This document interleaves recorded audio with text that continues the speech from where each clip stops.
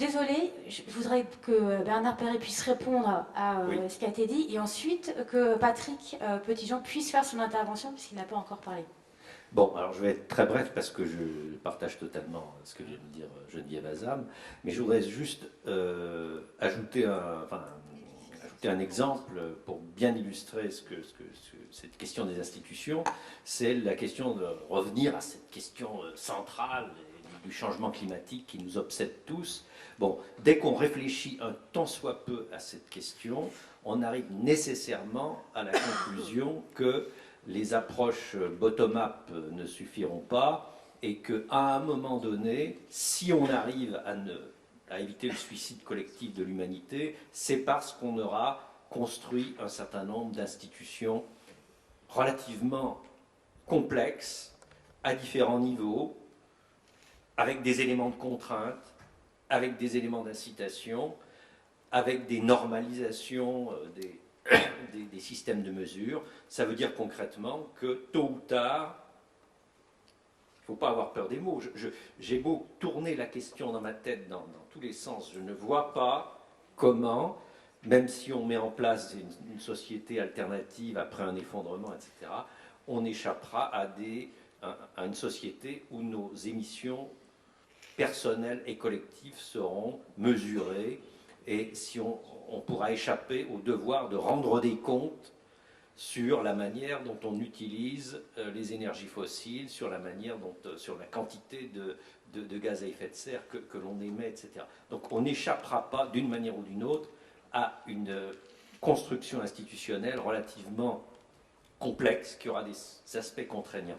Et toute la question n'est pas de savoir si ce processus aura lieu ou pas, mais s'il sera plus ou moins démocratique, juste, contrôlé, etc., etc. Donc c'est pour ça qu'il est absolument crucial de rompre avec cette idée que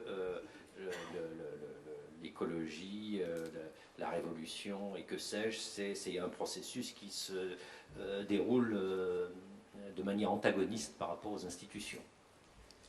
Merci. Alors, on passe maintenant, si vous voulez bien, à l'intervention de Patrick Petitjean, et ensuite, on aura encore un peu de temps pour discuter, donc y compris pour reprendre ces discussions si vous le souhaitez. Est-ce que vous avez un micro? Pas encore. Voilà.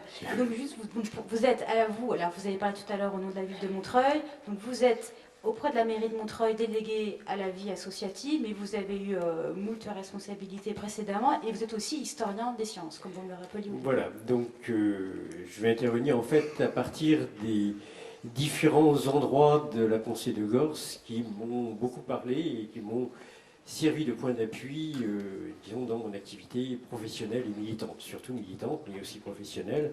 Et mon intervention va être sur un autre registre, certainement, que les interventions précédentes, parce que je ne suis pas un grand familier de l'œuvre de Gors, surtout depuis 15 ou 20 ans, où je dirais que d'autres activités que la lecture de Gors m'ont fortement occupé. En plus, beaucoup de choses ont été dites, fortement intéressantes, tant hier que ce matin, sur différents aspects de cette pensée de Gors. Donc je vais intervenir un peu sur deux choses. D'abord sur un peu l'influence, comment la référence qu'a pu constituer Gors dans la transition de nombre de militants d'extrême gauche vers l'écologie politique au cours des années 80, et une relecture que j'ai pu faire récemment d'Ecologica, et en particulier de deux textes publiés dans Ecologica. Alors je partirai d'un livre qui a été très peu cité dans ces discussions, peut-être parce qu'il est ancien, qui sont les Adieux au prolétariat, qui paraît donc au tournant des années 80, et c'est un livre qui apparaissait doublement provocateur dans le contexte de l'époque.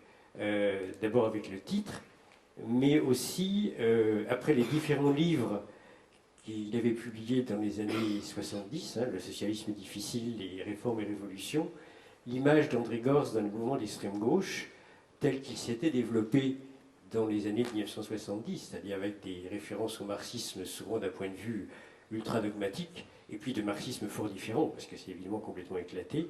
L'image d'André Gorz, c'était celle d'un réformiste bontain, pour ne pas dire horrible. Et ce qui est un peu amusant, je dirais, c'est quand hier Clémentine Autain nous a rappelé que dans sa culture politique, en 2008 encore, c'était l'image qu'avait André Gorz, et qu'elle a effectivement complètement remis en cause quand elle s'est mise à lire André Gorz. Nous étions aussi, pour une série donc de militants de l'extrême gauche de cette époque, pourtant en commençant à être engagés dans la lutte écologique, comme le mouvement antinucléaire, complètement passés à côté du livre Écologie et politique, sur lequel nous avons relu, nous sommes revenus beaucoup dans les années 1980. Pourtant, Les Alliés au prolétariat est un livre qui est arrivé à un moment où sa réception était devenue possible compte tenu de la crise de l'extrême gauche, voire de la décomposition d'une série de ses composantes. En même temps, donc, ce livre, sa réception était possible parce qu'il permettait justement d'accompagner la réflexion de l'extrême gauche vers l'écologie politique, en passant ce qui a été, je crois, un point de passage un peu commun, en tout cas de ceux qui se sont retrouvés dans l'écologie politique après, dans la décomposition de l'extrême gauche, d'autres sont revenus, disons, dans les groupes trotskistes, ce genre de choses, mais en passant par les mouvements alternatifs, qui ont été quand même une pierre de touche de la référence, disons, de ce mouvement au cours des années 80. Les militants politiques des années, disons, de cette fin des années 1970, étaient pris en tenaille d'un côté entre ce qui était l'ouvriérisme, ce qui avait été l'ouvriérisme et la politique d'établissement des années précédentes, qui avait confronté les militants politiques à ce qu'était le prolétariat réel, et d'autre côté étaient confrontés, pris en tenaille, avec l'émergence des mouvements sociaux au cours des années 70, et donc très loin de l'ouvriérisme traditionnel. Et dans les adieux au prolétariat, nous avons trouvé souvent, pour beaucoup d'entre nous, un cadre théorique qui permettait de quitter justement cet ouvriérisme des années précédentes sans renoncer aux exigences de transformation sociale et aux valeurs que portait la gauche dite révolutionnaire, voire même, pour beaucoup d'entre nous, sans renoncer au marxisme, à une grille de lecture, ça veut pas dire un marxisme, disons, dogmatique, mécanique, mais sans renoncer quand même à cette culture politique qui avait fait la force des mouvements dans les années 70. Donc ce livre venait à point particulièrement pour les différents secteurs de l'extrême gauche, qui étaient comme ça assez extrêmement éclatés, qui étaient fortement engagés dans le mouvement antinucléaire, dont Gorz rappellera justement, et j'y reviendrai parce que c'est dans un des deux textes sur lesquels je suis revenu, rappelle l'importance fondatrice pour l'écologie politique. À l'époque, justement au tournant des années 80, j'étais physicien nucléaire au CNRS, dont on a parlé un peu hier du CNRS, comme étant, je ne sais pas, des modèles de société idéal, libérés, ce genre de choses. Enfin bref. Et donc, j'ai fait partie des gens qui ont créé quelque chose qui s'est appelé le groupement des scientifiques pour l'information sur l'énergie nucléaire, auquel ont participé des personnes qui ont été citées hier, comme Michel Roland ou Bernard Laponche. Et de ce point de vue-là, la critique que faisait Gorz dans les adieux au prolétariat, dans d'autres livres à cette époque-là, des mégatechnologies, est quelque chose qui avait beaucoup de sens, disons, pour ce mouvement, disons pour le mouvement antinucléaire, en particulier pour des scientifiques qui visaient à produire des lectures critiques, des sortes de dévoilements, des modes de raisonnement qu'avait tout l'appareil bureaucratico-scientifique qui promouvait le nucléaire. En particulier, disons que ça s'est ensuite développé, disons, par un travail, ce qu'on appelait des mouvements critiques de la science, dans d'autres domaines. Les années 70-80 sont apparus aussi les premiers mouvements contre les organismes génétiquement modifiés, toute une série de choses. Il y avait aussi dans d'autres domaines le groupe d'information prison. Donc c'est tout un mouvement dans lequel une série d'institutions et de ce que ça représentait du point de vue de ce qu'on appelle maintenant la technoscience était fortement critiqué. Alors, en ce qui concerne les adieux au prolétariat, la dernière université d'été de mon groupe politique, qui a dû se tenir en 81 ou 82, je ne me rappelle plus exactement, plutôt 81, à la veille de son autodissolution, il y a beaucoup de groupes qui sont autodissous un peu à cette époque-là, on avait organisé une séance de présentation et d'analyse et de débat sur les adieux au prolétariat. Alors tout seul dans notre coin, hein, on n'avait aucun contact avec André Gorz ou des gens qui le suivaient. Et de manière assez surprenante, ça avait recueilli un intérêt extrêmement important. Et quelque part, ça n'avait pas choqué les militants, bien au contraire, ils sont effectivement, alors peut-être sur la base d'une fausse compréhension de tout ce qu'il y avait dans les adieux au prolétariat, hein, ça c'est clair que c'est une lecture peut-être un peu superficielle, mais quelque part c'est quelque chose qui a beaucoup marqué et a accompagné un peu l'évolution de nombre de personnes. 1 ou 2 ans plus tard, j'avais organisé avec quelqu'un qui s'appelle Jean-Paul Deléage, qui est à la revue d'écologie politique, une sorte de colloque qu'on avait pompeusement un peu organisé, écologie et mouvement ouvrier.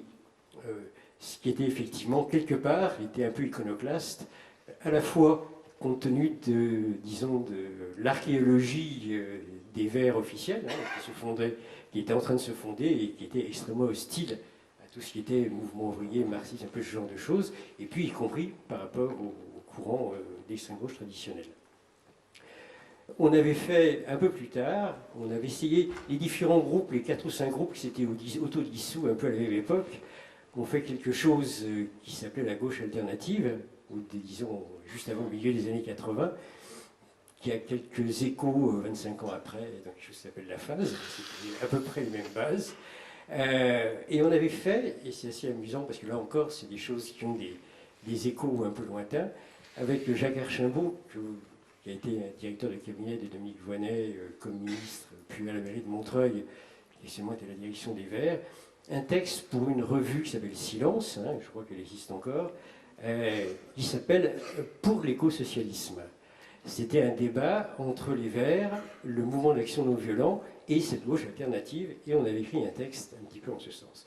Voilà, donc c'est une époque où effectivement on s'est construit, disons, une série de militants ont construit leur rapport à l'écologie politique, à travers des lectures peut-être biaisées, mais avec des références, disons, à l'œuvre de Gors. De ce point de vue-là, d'ailleurs, à cette époque-là, on se tournait surtout vers les Verts et surtout les alternatifs allemands. Et tout ce qui était les réflexions de Gors sur cette question hétéronomie, autonomie, ça nous parlait du point de vue du développement des mouvements alternatifs, en particulièrement des expériences alternatives. Ça cachait qu'elles étaient, à cette époque-là, fortement critiquées comme étant des adaptations au capitalisme, un peu comme maintenant, tout ce qui est problématique autour de la transition, hein, de transition énergétique ou initiatives diverses, ont, de la part, disons, d'une certaine culture politique, toujours, recueillent toujours les mêmes critiques, estimons bien qu'il y a du travail toujours à reprendre, et que de ce point de vue-là, ce qu'il y a dans Gors est extrêmement utile pour pouvoir justement montrer quelle dynamique il y a derrière ce genre de choses.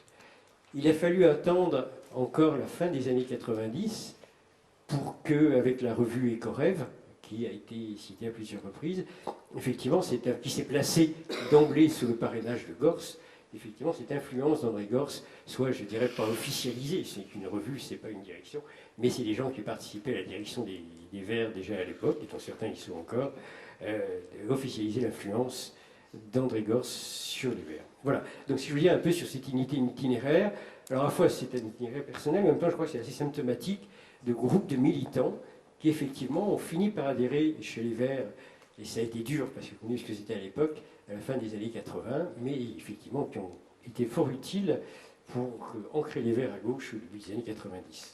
Alors, comme je suis long, je vais être bref, je vais donner les points. En fait, je vais passer sur la lecture. Il y a ce texte, il y a un texte qui avait été publié justement, une interview de Gors dans Écorève en 2005 sur l'écologie politique, une éthique de la libération. Je crois que cet aspect éthique de la libération, c'est essentiel pour l'écologie politique, et dans lequel il définit un peu ce qu'il avait amené à l'écologie. Il dit qu'il était un peu écologiste avant la lettre par sa réflexion sur la consommation, de la manière dont la consommation enchaîne, disons, les individus, les personnes au capitalisme, ils se rendent les individus otages complètement de la survie et du capitalisme. Le deuxième texte date de 1992, qui est sorti dans Actuel Marx, et on y retrouve beaucoup, justement, tous ces éléments sur la critique des technosciences, des mégatechnologies, et la manière, et il parle effectivement du nucléaire, hein, du caractère fondateur du nucléaire pour l'écologie politique. Cette question du scientisme dans le mouvement ouvrier, et évidemment bien au-delà du mouvement ouvrier, quelque chose sur lequel j'ai beaucoup travaillé en tant qu'historien des sciences après, mais c'est quelque chose qui est extrêmement dangereux, était, et je pense est encore extrêmement dangereux dans le mouvement écologiste. C'est soulevé, disons, à plusieurs reprises.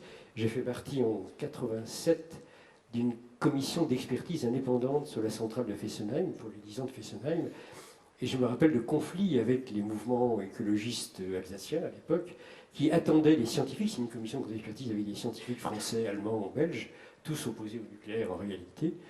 C'est juste après Tchernobyl, c'est pour ça que le Conseil général avait accepté ça. Et attendaient de nous qu'on leur dise, voilà, d'un point de vue scientifique, il faut fermer Fessenheim tout de suite. Or, la démarche n'était pas celle-là, la démarche était effectivement de mettre en valeur, de révéler les choix, ce qu'on appelle les choix politico-économiques qu'il y avait derrière le nucléaire, y compris derrière la manière dont était gérée la centrale de Fessenheim.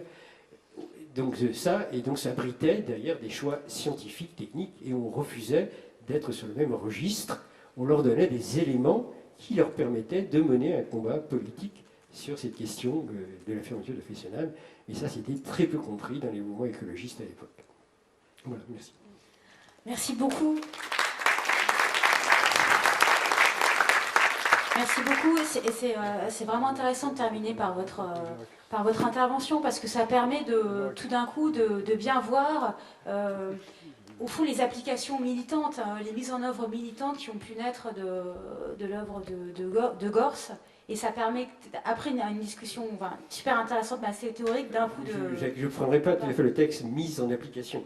C'est plutôt les points d'appui que l'on oui, trouve, les références, c'est ce genre de choses. Justement, je me fie beaucoup des applications. Non, alors application n'est pas le bon terme, mais en tout cas le lien très fort entre d'un côté des textes et de l'autre des luttes militantes telles que vous les avez décrites, et je pense que c'est un témoignage précieux par rapport à la discussion qui a précédé. Alors, chers amis, il nous reste, je pense, une dizaine de minutes. Donc si vous... Voilà, comme je vous ai privé d'intervention tout à l'heure, je vous donne la parole en premier. Et puis, voilà, ceux qui veulent parler, voilà, préparez-vous, une dizaine de minutes. Merci. Donc, je voudrais revenir un peu sur l'intervention de Geneviève Azam. Quand vous avez dit il faut trouver un point extérieur pour redéfinir des limites. Mais en fait, les limites, c'est quand même toujours nous qui les fixerons. C'est toujours nous qui les fixerons. C'est-à-dire que il n'y a pas de point de vue extérieur. Ou alors, s'il y a un point de vue extérieur qui est celui de la Terre, c'est le point de vue d'une extériorité absolue. Alors je veux dire, bon, je ne sais pas moi, de Lovelock ou l'hypothèse Gaïa, n'est-ce pas, dont les conséquences politiques sont à mon avis absolument effrayantes.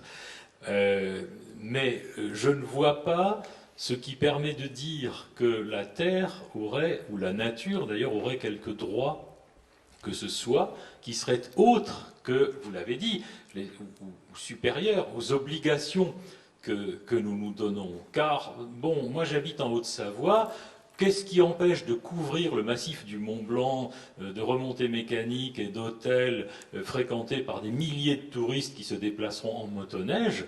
Jamais un massif de granit, de neige et de glace ne fera valoir le moindre droit. Donc, quel est le seul droit qu'on peut reconnaître à cet élément naturel? C'est simplement que nous avons droit, nous, à la beauté du monde. Mais on peut vivre dans un monde laid. Et ce monde ne voudra rien. Et la Terre ne voudra rien. Bon, donc on peut choisir de marchandiser complètement le monde, mais ce que l'on tuera, c'est notre sentiment, conception esthétique du monde, et c'est finalement cette compréhension intuitive du monde dont parle Gors, et qui passe par la beauté. Mais la beauté, elle est en nous, elle n'est pas dans la Terre, ni sur la Terre. Donc il y a ce problème. Et puis si je puis me permettre, si vous me laissez poser une question à Bernard Perret, ce qu'il a dit me paraît alors aussi loin effectivement qu'on peut l'imaginer de ce que pensait André Gorz, mais je crois que c'était le but peut-être de votre intervention, parce que s'il faut laisser tomber la notion d'émancipation, moi je ne vois vraiment pas pourquoi on se bougerait dans l'action politique ou dans l'action sociale ou dans l'action historique, car qu'y a-t-il d'autre comme finalité historique qui soit vraiment, comment dire, j'allais presque dire absolue, sinon l'émancipation des individus. Je veux dire, là aussi, qu'est-ce que ça peut faire qu'il y ait un réchauffement climatique? Qu'est-ce qu'on en a finalement à faire? Je veux dire, il s'agit de quoi? De préserver l'espèce, mais l'espèce n'a aucune réalité. Seuls les individus vivants, agissant, ont une réalité. Et ce qui me paraît intéressant chez Gorz, précisément, et c'est pourquoi, en effet, il n'est pas un écologiste, ou l'écologie n'est pas au principe de sa pensée, c'est précisément que le but de Gorz, c'est comment restaurer un individu émancipé. Cela a une dimension écologique, certes, mais qui passe par la critique du capitalisme. Mais finalement, un individu qui choisirait la liberté, qui peut agir pour choisir finalement la liberté en tant que liberté, c'est quand même le but final. Quant aux institutions, si elles ne sont pas des moyens pour redonner à cet individu son émancipation et une compréhension intuitive, sensible, sensorielle du monde vécu, à quoi bon faire quoi que ce soit? Les institutions ne sont pas une fin et le réchauffement climatique non plus d'ailleurs. Merci. On va prendre plusieurs interventions à la suite dans la salle et comme ça on fera un retour final sur la scène, si ça vous va. Donc allez-y, ceux qui sont auprès du micro et qui veulent la parole. Il n'y en a pas. Alors qui souhaite... oui. Juste un mot en une seconde de sa dernière intervention, et puis il faut aussi peut-être penser pas uniquement en tant qu'occidental qui ont un certain niveau de vie et qui ont la clim, et parler un peu moins à la légère de thèmes comme le réchauffement climatique et de beaucoup d'autres choses en ce qui conditionne la vie concrète de millions, de centaines de millions de personnes à la planète qui ne sont pas du tout forcément voir les mêmes priorités que nous parce qu'ils sont sur d'autres critères de priorité en ce moment. Merci. Je crois qu'il y avait une personne. Voilà. Vous pouvez lui passer le micro, s'il vous plaît. Merci. Merci. Dominique Bourg, tout à l'heure, parlait de démocratie participative. Et c'est vrai que j'aurais aimé peut-être vous reposer la question un petit peu par rapport aux diverses solutions qui ont été amenées, ou des pistes de réflexion, par rapport notamment au droit à la nature ou par rapport à la place des institutions. C'est vrai que moi, il me semble que dans les années 70-80, il y avait quand même une synergie assez importante entre l'écologie, les mouvements écologistes, l'écologie politique et la démocratie participative. Moi, j'ai l'impression qu'il y a un découplage total ces dernières années, où il y a quand même la tentation de parler le mouvement écologique, notamment des actions écologistes locales, sur les combats locaux, d'un moment donné de se proclamer en fait comme représentante des habitants, etc., et de se proclamer comme experte aussi. Donc il y a toujours cette histoire entre expertise et démocratie participative aussi plus directe par rapport à ce que peuvent revendiquer les populations locales sur leur territoire. Voilà, donc enfin bon, peut-être pas très clair, mais bon, j'espère que vous avez compris. Et par rapport justement au droit à la nature, donc au droit de la terre, pardon. Effectivement, moi je trouve qu'il y a un certain nombre de droits, notamment des populations autochtones, la Convention 169 de l'OIT par exemple, pour qu'elles puissent se protéger contre les miniers par exemple, notamment en Amérique latine qui est assez souvent utilisée. C'est vrai que c'est des conventions qui n'ont pas vraiment de contraintes, qui ne sont pas très contraignantes, mais c'est vrai qu'il y a un certain nombre d'outils, et notamment donc, la démocratie participative, la Convention Aarhus en Europe, il y a un certain nombre de choses qui me semble qu'on pourrait rendre plus effectif et permettre justement aux populations locales de protéger leur propre environnement plutôt que de donner un droit à la nature, puisque, voilà, et ça rejoint un petit peu ce que monsieur disait par rapport à finalement des populations aussi qui ont cette relation de don contre don avec la nature, notamment en Amérique latine ou en Afrique de l'Ouest par exemple. Voilà. Donc, pardon. Merci beaucoup. Est-ce qu'il y a d'autres demandes d'intervention? Et si oui, il faut le dire maintenant. Voilà, donc il y a 2 personnes là. Voilà, le micro arrive. Merci. Oui, quand on parle de ces questions de droit à la nature, etc., c'est l'idée de réintégrer un peu, du droit de la terre, vous disiez, le fait que la terre elle existe et qu'on ne peut pas juste prélever en faisant comme si c'était totalement immatériel.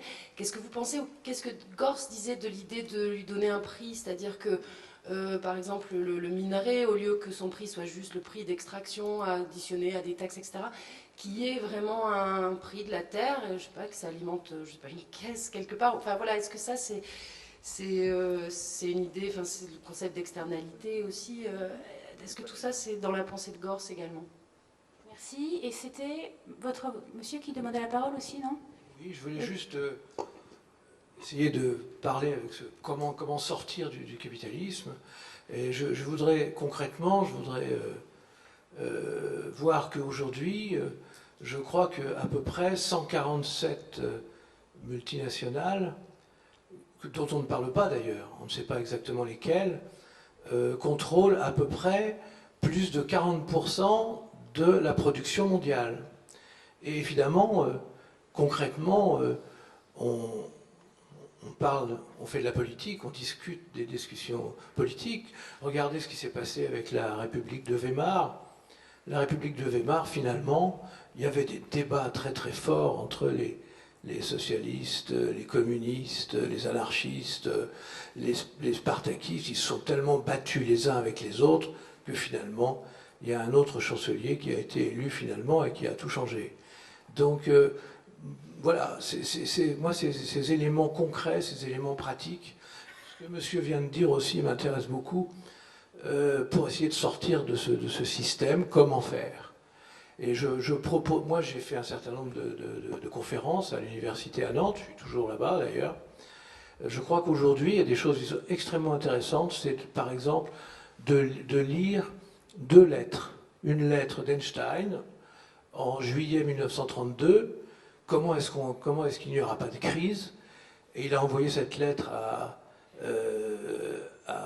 Sigmund Freud, bien sûr, et Freud, 3 mois après, en septembre 32, je dis bien septembre 32, hein, parce que l'élu, le chancelier n'était encore pas élu, hein. Donc il a expliqué, plus ou moins, comment sortir de cette psychologie fasciste qui commençait de se développer. Voilà, à mon avis, c'est un peu les éléments qui pourraient nous permettre de sortir de ce système. Une autre civilisation, en fait. Une autre civilisation. Merci.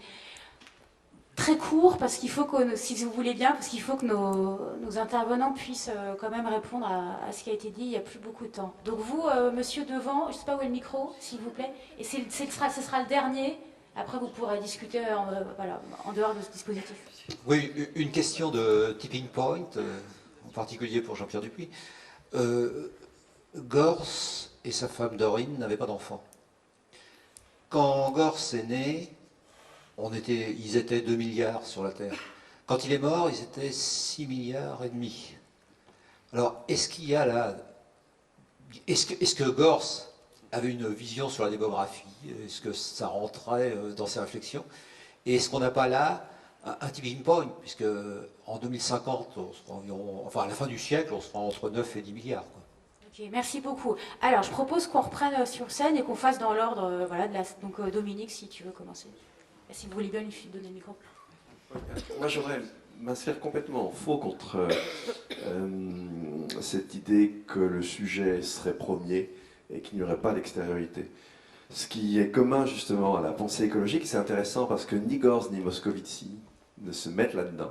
Il y en a une tradition très française, et on n'a pas parlé de Moscovici, c'est vraiment dommage, mais c'est précisément une certaine forme de critique de l'anthropocentrisme, donc cette extériorité-là, et l'idée selon laquelle nos techniques ne sont pas capables d'absorber toute forme d'extériorité.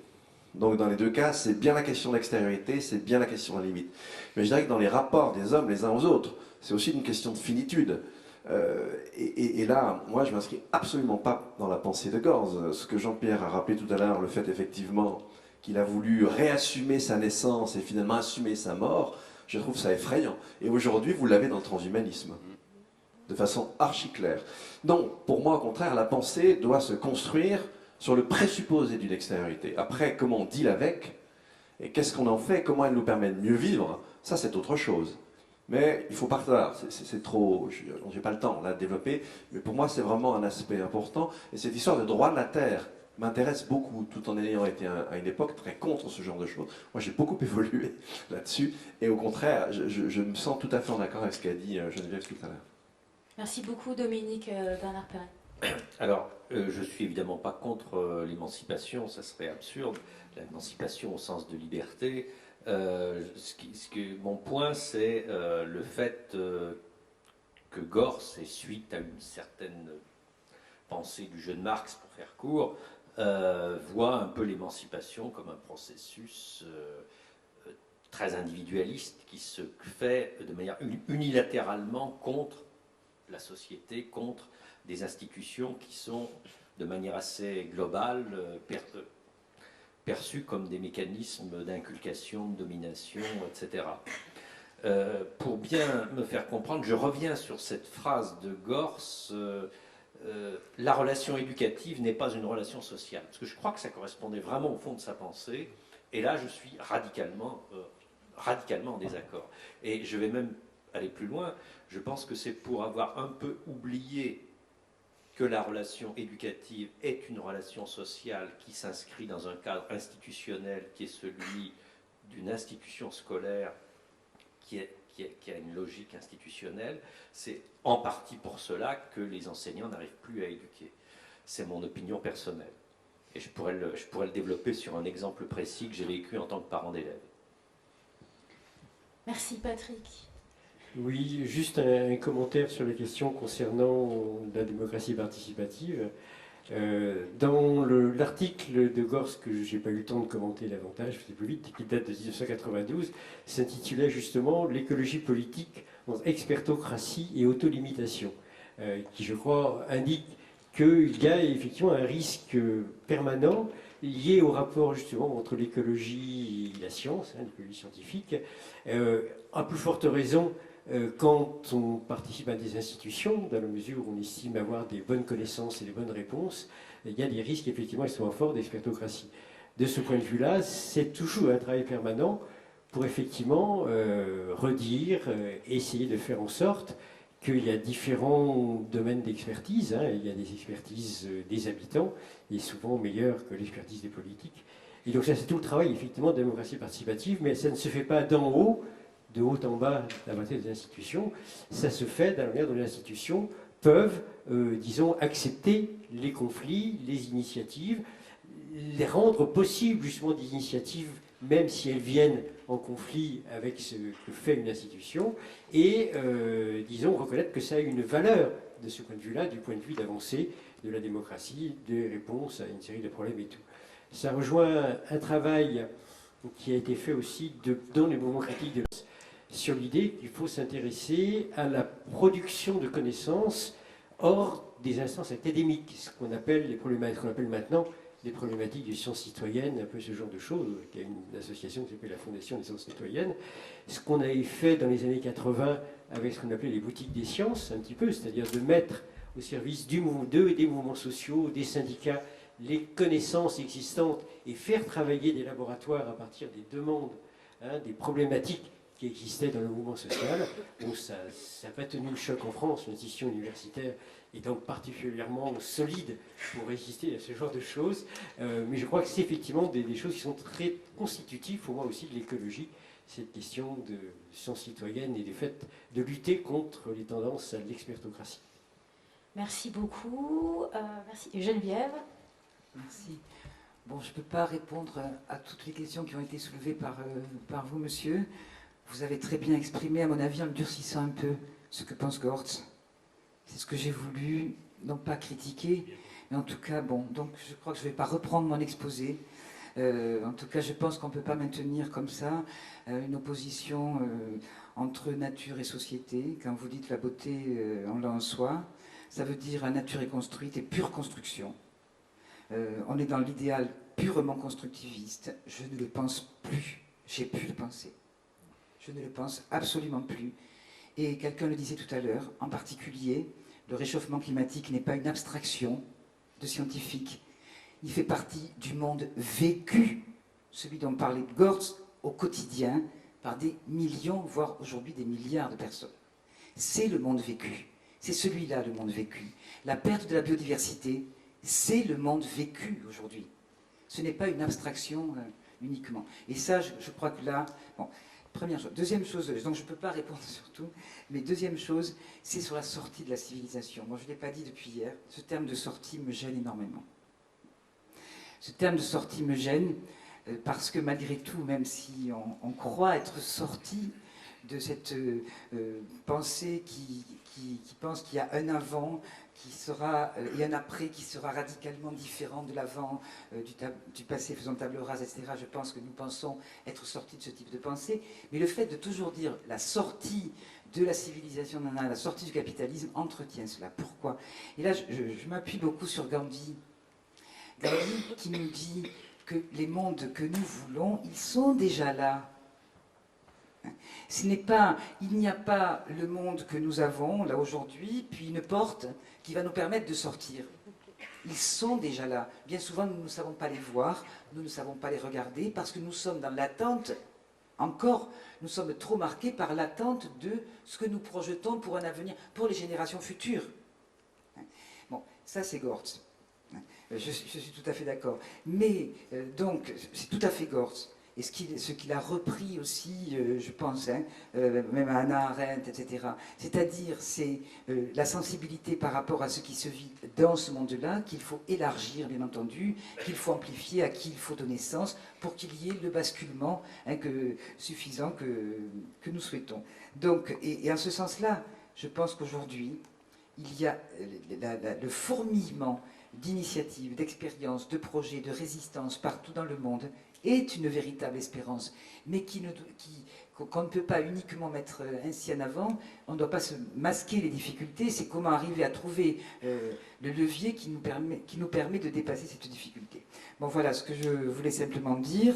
Je passe la parole. Je voulais dire, il y a autre chose que je voulais dire, mais c'est ce qui m'a gêné aussi parfois dans la lecture de Gortz, à la relecture, que je n'avais pas du tout vu ni entendu à ma première lecture il y a 20 ans, pas du tout. C'est une conception, mais qui n'est pas de lui uniquement, assez utilitariste de la vie finalement. Parce que quand vous dites l'autonomie, mais c'est l'autonomie pourquoi aussi? Pour l'autonomie. Pour l'autonomie, voilà. C'est pas utilitariste. C'est pas utilitariste. Mais alors la vie n'est qu'un moyen pour l'autonomie. La vie, c'est l'autonomie. Ah, la vie, c'est l'autonomie. Bon, là, je suis entièrement d'accord. Alors, c'est plus du tout, avec toutes les considérations qu'il y a sur la survie, c'est comment agir pour vivre, alors, à ce moment-là. Et le problème aujourd'hui que nous avons majeur, c'est pas un problème de survie, même si une part très importante de l'humanité ne peut pas survivre. Le problème aujourd'hui majeur que nous avons et qui nous empêche d'agir, c'est le problème de la non-vie. C'est plus ça que la question de la survie, de la vie comme purement artefact, comme pure fabrication. Et là aussi, enfin bref, je ne vais pas recommencer ma conférence. Jean-Pierre Dupuis, si vous voulez. Oui, et je crois que cette matinée très riche, vraiment, a posé... Il y a deux questions qui ont émergé, et je pense qu'elles sont liées d'ailleurs. La question de l'institution, Bernard l'a soulevée, et la question d'extériorité. Bon, Dominique, Geneviève, et je suis complètement d'accord avec vous là, sur cette... Alors je voudrais essayer de répondre aux deux questions. Monsieur et monsieur derrière, là, vous deux. Enfin, vous ne m'avez pas posé de question, mais... Non, enfin, oui, voilà, exactement. Alors sur la... Oui, vous m'avez fait réfléchir le plus près de moi, monsieur. C'est vrai que Illich n'avait pas d'enfant. Bon, comme prêtre, même défroqué, bon, c'est... cela dit, entre nous, hein, son vœu de chasteté, j'ai les plus grands doutes sur le fait qu'il le respectait. L'éros jouait une dimension fondamentale chez lui. Enfin, j'ai vu des scènes de jalousie autour de lui, entre femme-femme, homme-homme, homme-femme, femme-homme. Hein, c'est terrible. Parfois, je pensais à une certaine interprétation du Christ dans les évangiles, briseur de famille. Hein, quittez votre famille, etc., et suivez-moi. Bon, voilà. La famille ne les a... Alors, écoutez, je ne réponds pas vraiment à votre question, mais c'est aussi bien Illich. Gortz moins, parce que à cause de son rapport avec Dorine, mais vous me faites penser, c'est vous qui m'avez fait penser. Il n'avait pas d'enfant, alors je ne sais pas les raisons pour lesquelles il n'avait pas d'enfant, mais je ne crois pas que même en dépit... Enfin, comment dire, indépendamment du rapport amoureux, profond qu'il est lié, je ne crois pas que c'était une famille, précisément. La question de la famille, au sens parents et enfants, ne les intéressait absolument pas. Ça fait réfléchir. Je n'ai pas grand-chose à dire là-dessus, mais je crois qu'il y a quelque chose de très profond qui se cache là-dedans. Hein. Et je vous dis, je pense encore au Christ qui défait les familles. Enfin bon, Voilà, c'est une sorte d'individualisme radical et de... Bon, ok, il y a beaucoup de choses derrière ça. Alors ça, c'est la question de l'institution. Ça dit, Illich a créé une institution, une université libre, qui s'appelait le CIDOC, je l'ai rappelé, où il n'y avait ni professeur ni élève, où chacun à tour de rôle disait ce qu'il voulait dire et les autres l'écoutaient, etc. Bon. En 1976-77, Illich a décidé d'arrêter le CIDOC, donc, et les gens ont demandé mais pourquoi? Enfin, ils étaient choqués, puisque ça marchait très bien, de mieux en mieux. Et il a répondu, ben oui, mais il faut mieux l'arrêter maintenant, quand ça marchait fort, qu'au moment d'un déclin. Hein, voilà son rapport aux institutions. Bon, alors maintenant, la question de l'extériorité. Là, évidemment, contre vous, oui, le jeune homme là qui... voilà, oui, vous reconnaissez. Non, moi je crois que c'est une question absolument fondamentale, et aussi, enfin, contre vous. Nous sommes là pour dialoguer. Hein. Alors, je vais prendre l'exemple presque inverse, enfin, des catastrophes. Bon, la catégorie de catastrophes naturelles tend à disparaître. Il y a même une association internationale des catastrophes naturelles qui a décidé, après le tsunami de l'an 2005, je crois, Noël 2005, oui, de ne plus s'appeler de changer son nom, parce qu'il n'y a plus de catastrophes naturelles. Parce qu'il y a toujours des responsabilités humaines. Alors, c'est une vieille affaire, ça. Hein. C'est Rousseau, après le tremblement de terre de Lisbonne, de la Toussaint, 1755, pardon, et surtout, même Rousseau, 5 ans plus tard, dans l'Émile, homme ne cherche plus l'auteur du mal, cet auteur, c'est toi-même et personne d'autre. Bon, il y a toujours des responsables humains, effectivement. On peut effectivement toujours trouver des responsables humains. Katrina, le New York Times titrait le lendemain, « A man-made disaster », une catastrophe causée par l'homme. Et effectivement, il y a une bonne raison de dire ça. Les gares de Louisiane étaient en Irak, les digues n'avaient pas été entretenues, et qui avait eu l'idée de construire une ville, la Nouvelle-Orléans, dans cet endroit. Bon, les Français, bien sûr, c'était mais dans un endroit aussi exposé. Bon, bref, responsabilité humaine. Or, je trouve ça très grave, car si l'homme est responsable de tout, alors il a aussi la responsabilité de réparer les dégâts et tout, et on peut dire que c'est du pur orgueil tout ça, puisque nous n'avons pas la capacité. Enfin, et contre Rousseau, il y avait un dénommé Voltaire, qui lui demandait qu'on respecte la contingence, qu'on apprécie la contingence. Et il ajoutait d'ailleurs, c'est la condition nécessaire pour qu'il puisse y avoir de la compassion. Hein, car sinon, on cherche forcément des boucs émissaires pour ça à soi. Bon. Donc, si on prend l'exemple non pas du positif mais du négatif, la catastrophe, on voit combien il est important de sauver l'idée qu'il y a des choses qui nous échappent, hein, qui relèvent de la contingence, la pure contingence. C'est ça, au fond, l'extériorité, peut-être. C'est le hasard, aussi. Bon, voilà. Ok, il y a tellement de choses à dire sur tout ça. Voilà. Je voudrais d'abord présenter celui qui commencera, parce que c'est lui qui va introduire la réflexion. C'est Philippe Van Parijs, qui est quelqu'un que je connais déjà depuis longtemps. Je rappelais ce matin qu'une conférence d'alternatives économiques, la première qu'Alternatives économiques avait organisée, c'était avec lui, et c'était suite à un numéro d'une revue belge qui s'appelle La Revue Nouvelle. Je crois qu'elle a disparu, non non, elle existe toujours, ben, tant mieux. Et dans ce numéro qui avait été consacré entièrement, c'était en 1985, entièrement au revenu social garanti, ou revenu d'existence, ou allocation universelle, comme les auteurs de ce numéro l'appelaient, et en particulier Philippe, je lui avais suggéré de venir sur Paris, et on avait eu une soirée extrêmement intéressante, sauf que, comme il y avait eu une grève des trains et de la RATP, il devait y avoir 5 ou 6 ou 7 personnes au maximum dans la salle, mais Philippe était parmi nous et on s'est enrichi à son contact. Philippe est donc professeur à l'Université catholique de Louvain, où il s'occupe de la chaire Hoover, qui est une chaire d'éthique économique, politique et sociale, et il s'est spécialisé au fil du temps sur ces questions de justice sociale. Un de ses livres majeurs, c'est « Qu'est-ce que la justice ?» C'est comme ça, hein, qu'est-ce qu'une société juste, pardon. Et il a fait, ça devait être en 91, si ma mémoire est exacte, et il a publié en collaboration avec Yannick van der Bork, qui est un de ses assistants, un travail de synthèse autour de l'allocation universelle qui est paru en collection Repères à la Découverte.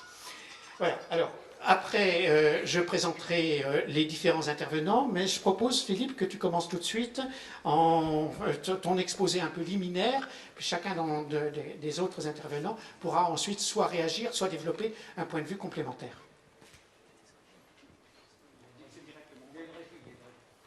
D'accord. Ok, vous m'entendez. Bien, d'abord, merci pour cette invitation à célébrer avec vous la mémoire d'André Gorz, comme j'ai eu l'occasion de le dire dans ma petite contribution à l'ouvrage collectif édité par Christophe.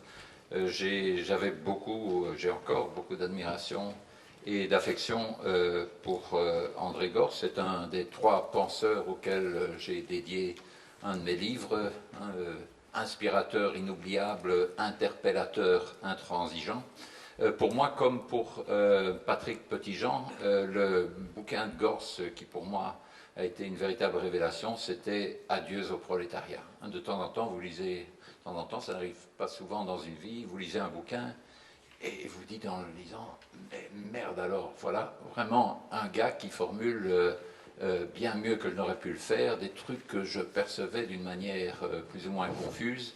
Et à partir de ce moment-là, vous êtes encouragé, vous enhardissez à aller dans cette direction, et vous êtes aussi mieux équipé pour le faire grâce à ce que vous avez appris, à ce que ce livre vous a aidé à mieux percevoir, à mieux formuler. Alors, on m'a demandé de m'associer à cette célébration, à cette occasion, non pas par un petit exercice d'exégèse gorsienne, ou de gorsolatrie, mais plutôt en reformulant mon plaidoyer pour, de manière sélective, mon plaidoyer pour une idée à la réception de laquelle André Gorz a fortement contribué, au moins autant en la soumettant à une critique attentive qu'en y exprimant in fine son adhésion. Cette idée, c'est celle qu'on a tenté d'exprimer dans le titre, un revenu minimum sans revenu maximum, de manière plus précise, il s'agit d'un revenu de base inconditionnel, ce que j'ai appelé une allocation universelle, c'est-à-dire une forme très spécifique de revenu minimum qui diffère des systèmes de revenu minimum existants par 3 caractéristiques. Premièrement, c'est un revenu strictement individuel, donc le droit à cette allocation et son montant sont indépendants de la situation de famille, du type de ménage auquel on appartient. 2, c'est une allocation universelle au sens où elle n'est pas ciblée, elle est versée aux riches comme aux pauvres. Et troisièmement, elle est inconditionnelle. Elle ne demande pas une contrepartie en travail ou en disposition à travailler. Ceux qui choisissent de rester au foyer, les étudiants, les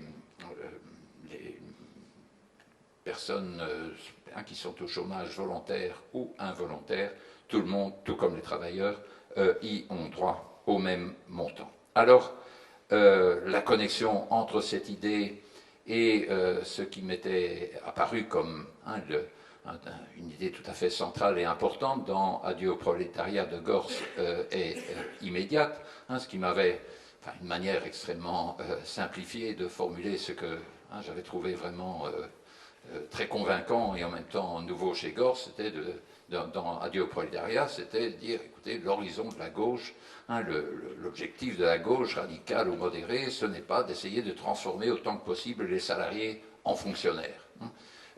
C'est-à-dire essayer de faire gagner l'État sur le marché.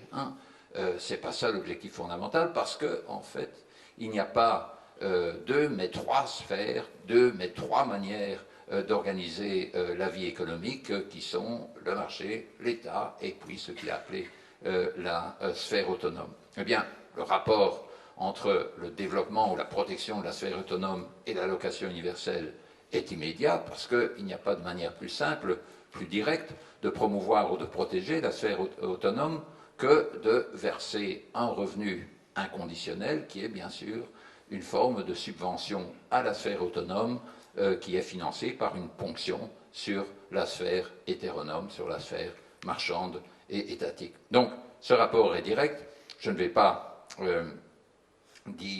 même pas vous présenter ce qui, pour moi, sont les raisons fondamentales en termes de justice sociale de défendre l'allocation universelle, mais je voudrais simplement mentionner deux angles qui, pour moi, ont été nouveaux, donc deux angles par lesquels j'ai été amené à réfléchir à l'allocation universelle qui me sont apparus récemment.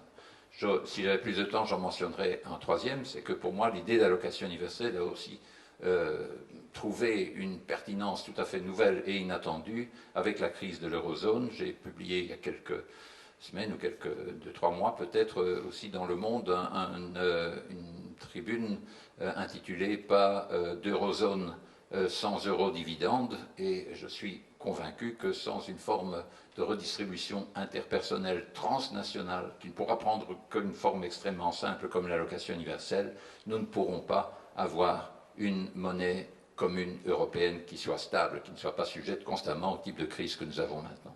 Mais ça, je ne vais pas en parler, je voudrais simplement donner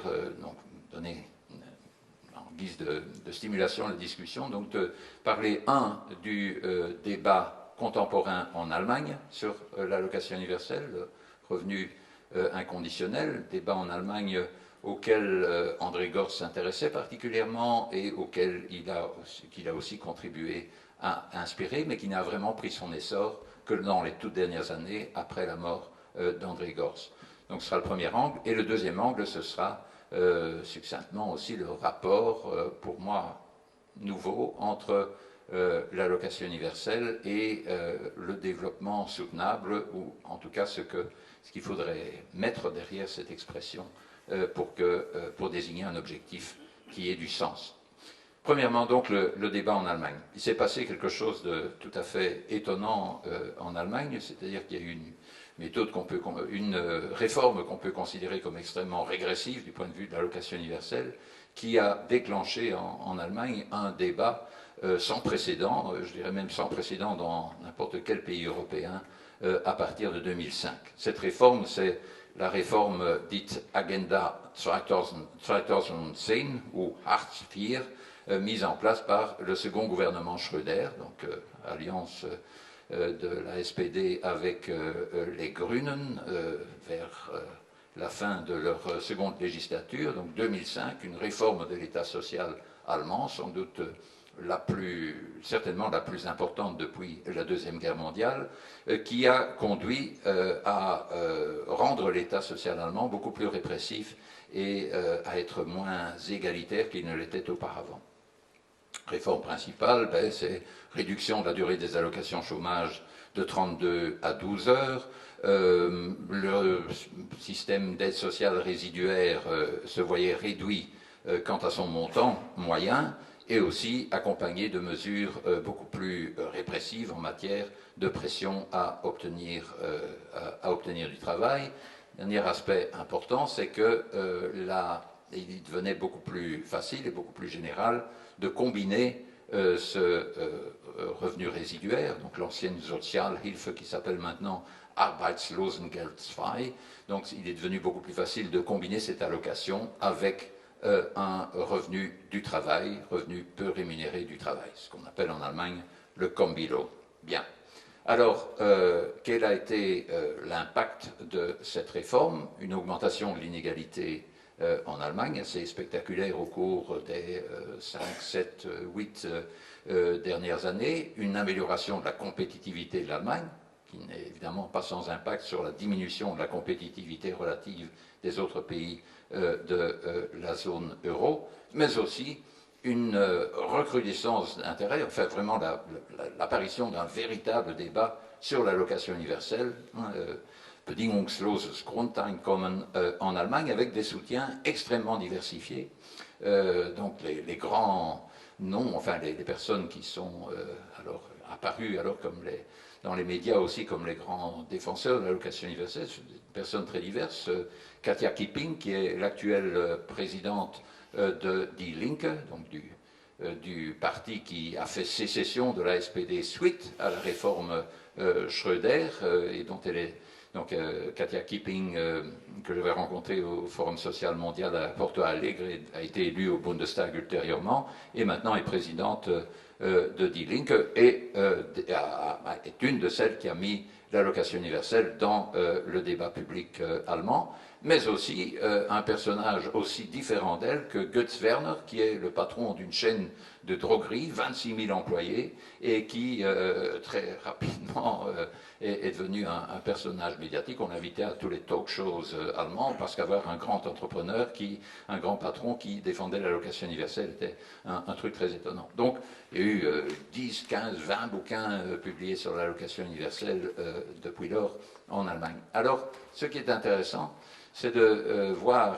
et c'est ça le point que je voudrais mettre en avant, c'est que cette réforme Schröder, donc Hartz IV, non seulement a déclenché ce débat en réaction contre l'aspect répressif, mais en même temps, il a introduit quelque chose qui, d'une certaine manière, est analogue à ce que l'allocation universelle vise à réaliser, à savoir le Kombilohn. L'allocation universelle aussi, si elle est mise en place, doit être combinée, doit pouvoir être combinée, il est souhaitable qu'elle soit combinée avec des emplois peu rémunérés, des emplois à temps partiel, dont le revenu peut s'ajouter à l'allocation universelle. Mais il y a évidemment une différence fondamentale. Il y a 3 mois, je crois maintenant, à Bruxelles, j'ai eu un débat avec Schröder qui venait défendre sa réforme.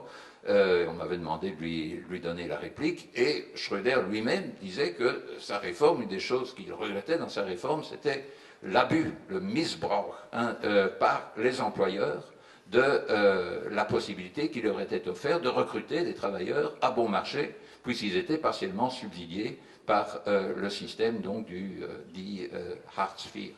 Alors, la grande différence, bien sûr, entre l'allocation universelle et le Kombilohn, donc découlant du système allemand, donc il y a environ la moitié des bénéficiaires du système résiduaire qui le combine avec un travail rémunéré. La différence fondamentale, c'est bien sûr son inconditionnalité. C'est le fait que donner le revenu aux travailleurs, c'est leur permettre de dire oui, d'accepter de faire des travaux qui sont peu rémunérés, à condition qu'ils soient suffisamment intéressants pour eux, que la partie de formation et les autres aspects intrinsèquement au travail soient suffisamment importants. En particulier, ça leur permet d'accéder à des stages qui aujourd'hui sont de plus en plus nécessaires pour pouvoir faire ultérieurement des boulots intéressants, et qui actuellement sont en fait le privilège de jeunes dont les parents peuvent leur fournir une petite allocation universelle leur permettant, au-delà de leurs études, d'accepter ces travaux pas du tout ces activités pas du tout sous la forme de stage, pas formatrices, mais pas du tout rémunérées ou très faiblement rémunérées. Donc, ce qui est particulier à l'allocation universelle, je termine là-dessus sur mon premier angle d'attaque, c'est de dire, ce qui est vraiment fondamental dans le plaidoyer sur l'allocation universelle, c'est qu'il faut combiner ces deux aspects. Le caractère universel qui permet de dire oui, parce que le revenu du travail est alors un top-up, quelque chose qui s'ajoute à un revenu de base, à ce socle, mais en même temps, le caractère inconditionnel qui permet de dire non, qui permet de dire à ces emplois qui ne donnent aucune formation, qui ne sont pas intéressants en eux-mêmes, qui ne permettent pas d'avoir des relations prometteuses avec d'autres, qui pourraient conduire à d'autres emplois, permet de dire non en même temps. Et cette double caractéristique est vraiment fondamentale. Il faut à la fois refuser un revenu inconditionnel qui ne serait pas universel, parce que ça va créer des situations de dépendance dans lesquelles ceux qui reçoivent ces allocations vont se trouver confinés, et d'autre part, il ne faut pas non plus accepter un revenu même universel qui ne soit pas inconditionnel, parce que ça met le rapport de force dans les mains de l'employeur et pas du travailleur. Le deuxième angle, alors rapidement, sur lequel je veux attirer votre attention d'une manière extrêmement schématique, est le suivant. Développement soutenable, développement durable, sustainable development, c'est une expression dont on se gargarise déjà depuis maintenant 2 décennies environ. Pour moi, ça m'a toujours semblé une expression qui est inadéquate pour décrire l'idéal ou l'objectif sous-jacent. Ce qui me semble bien meilleur, un petit peu plus compliqué, mais pas trop compliqué, bien meilleur, c'est que ce qu'il s'agit d'atteindre, et avec urgence, c'est un niveau de vie décent et un mode de vie qui soit durablement généralisable. Durablement généralisable. C'est-à-dire pas quelque chose qui soit durable, mais seulement à condition d'être confiné à une petite partie privilégiée de l'humanité, pas quelque chose qui soit généralisable à la planète entière, mais confiné à une ou deux générations privilégiées dans la succession des générations. Donc, l'objectif, c'est plutôt de parvenir à définir, réaliser, concevoir un mode de vie dans toutes ses dimensions, produire et consommer, se mouvoir, se vêtir, se loger, etc., qui soit durablement généralisable. Mais comment va-t-on faire ça? Et ici, je vais être extrêmement schématique. Il y a vraiment 3 stratégies fondamentales qui peuvent éventuellement être combinées qui sont en principe envisageables. La première, qui est la plus confortable, mais la plus naïve, est la suivante.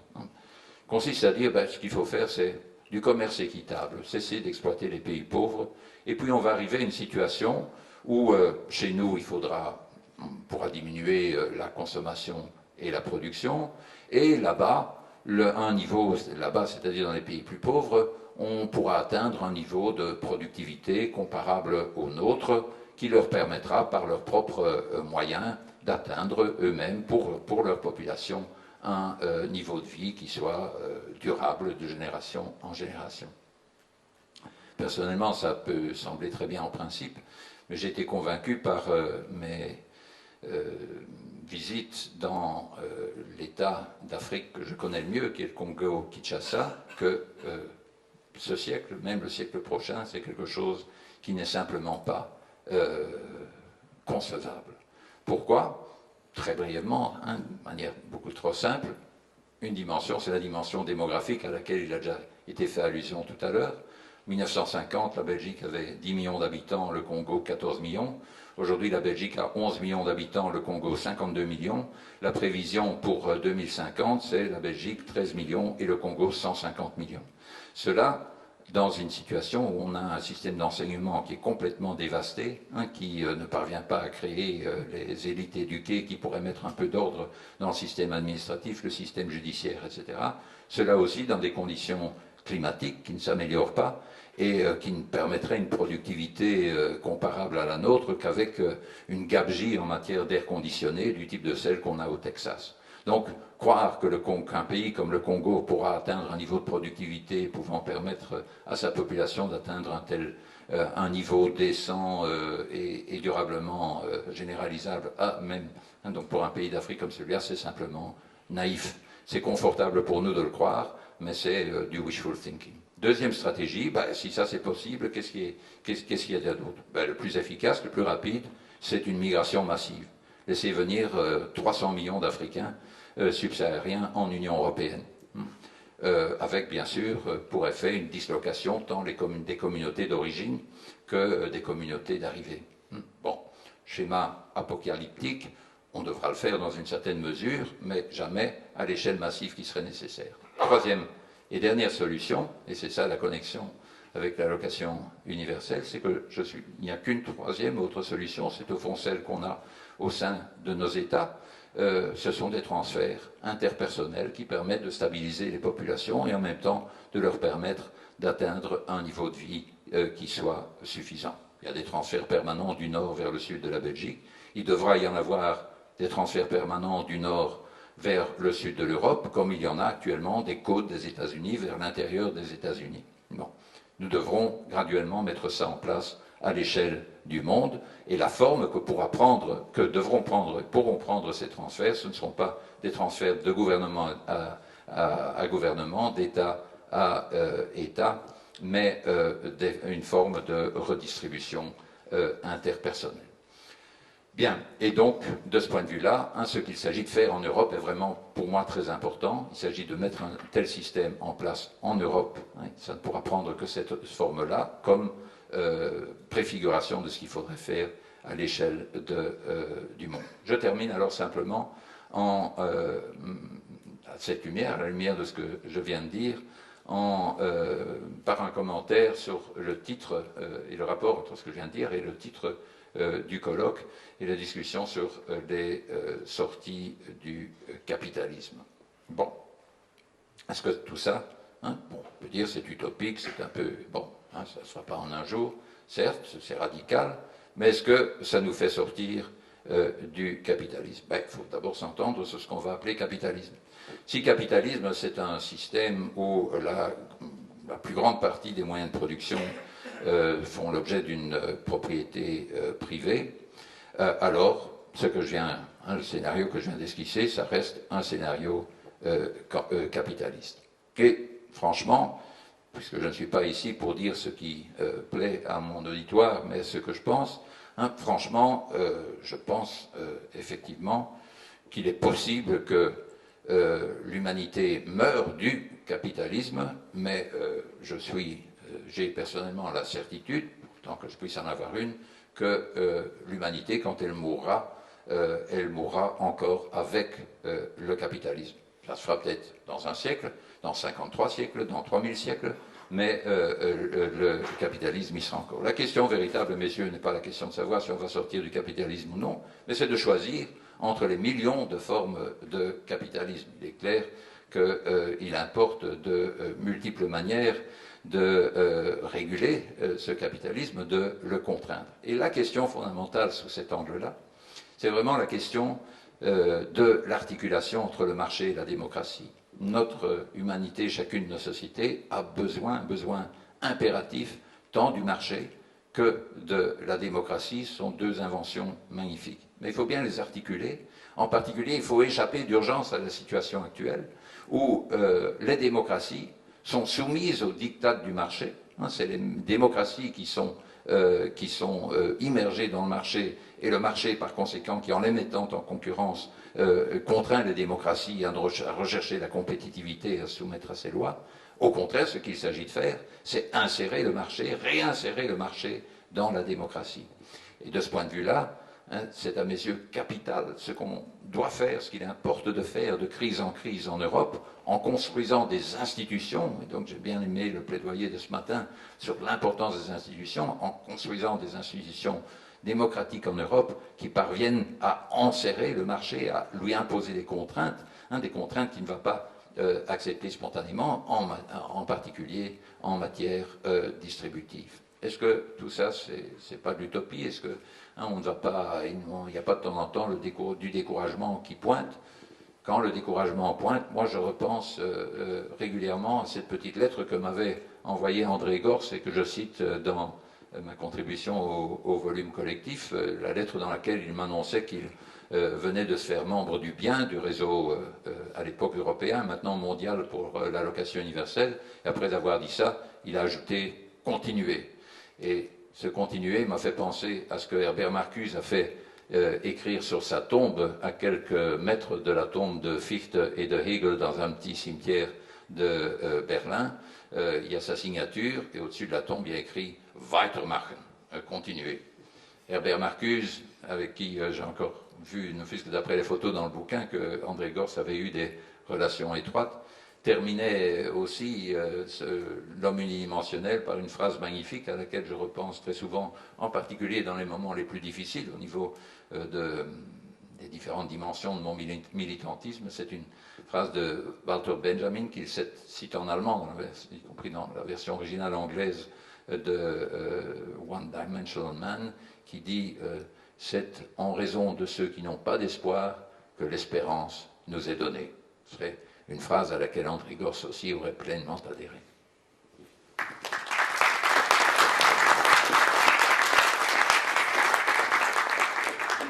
Merci pour cette introduction qui est en même temps un plaidoyer et qui ne récuse pas l'utopie tout en disant que c'est par une démarche progressive qu'on parviendra à maintenir ou à élargir la démocratie, le choix et la liberté pour chacun.